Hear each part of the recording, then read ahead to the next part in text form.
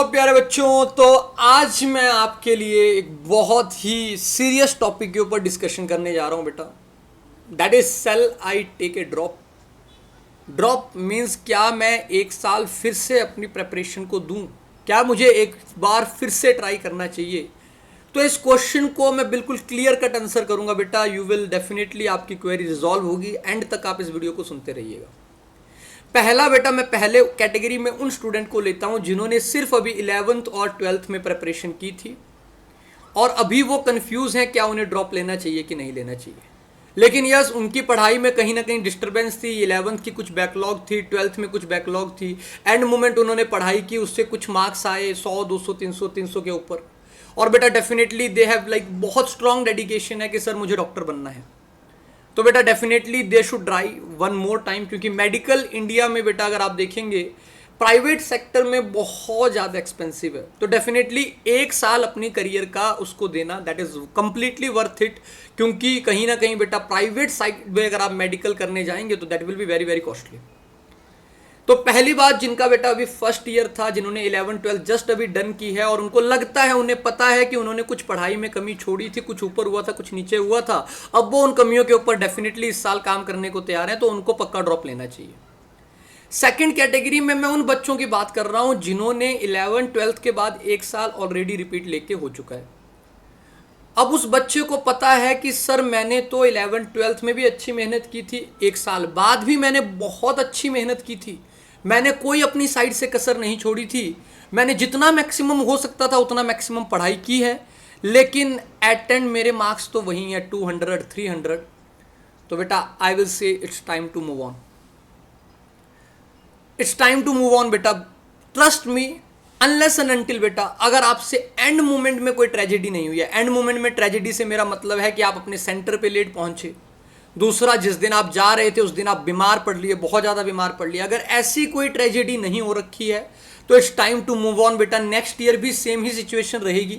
आप अपने आप को कंसोल करते जाएंगे कि नहीं यार मैं ऐसा कर लूँगा वैसा कर लूँगा, लेकिन ये साल भी बेटा पीछे वाले साल को ही फॉलो करेगा। रेयरेस्ट एंड रेयरेस्ट चांस होंगे कि द थिंग्स विल इंप्रूव। 300 से 600 जाना I don't think it's possible बेटा। लेकिन जिन बच्चों का फर्स्ट ईयर ड्रॉप लेने के बाद जिनके मार्क्स बेटा कहीं ना कहीं इट्स इन बिटवीन 500 to 600 बेटा, डेफिनेटली दे कैन थिंक बेटा। क्योंकि 500 to 600 का मतलब है कि कहीं ना कहीं कुछ छोटी मोटी मिस्टेक हुई। जिन छोटी मोटी मिस्टेक के ऊपर काम हो सकता है बेटा, और उन काम करके आप डेफिनेटली एक बहुत बड़ा टारगेट बेटा 500 से 600 वाले बच्चों का टारगेट होना चाहिए नेक्स्ट ईयर एम्स। क्योंकि अगर नेक्स्ट ईयर एम्स नहीं मिलता है तो बेटा फिर वो आपके लिए वर्थ इट नहीं होगा।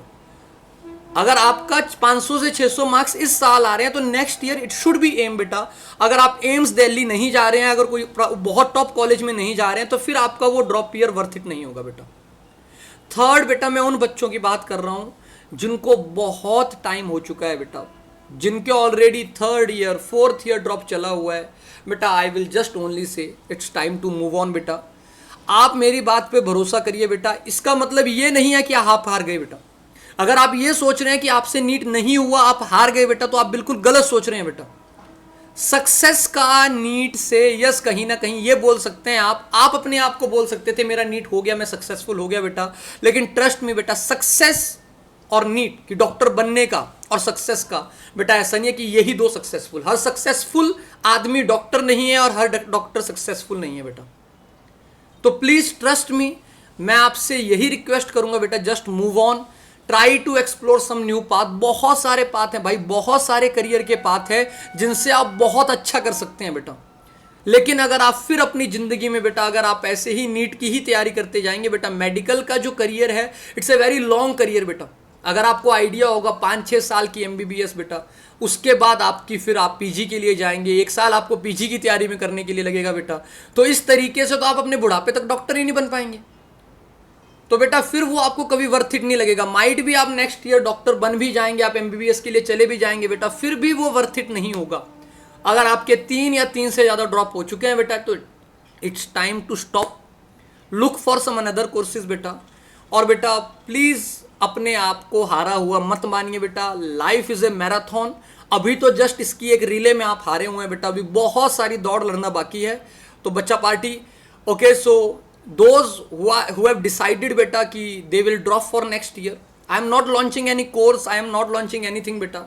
I am just saying कि you can join my telegram community, you can join my channel beta. I will share something fruitful on it beta. I will share something fruitful on it. Thank you so much बच्चा. Okay, so wish you good luck beta for your career. Okay, thank you so much.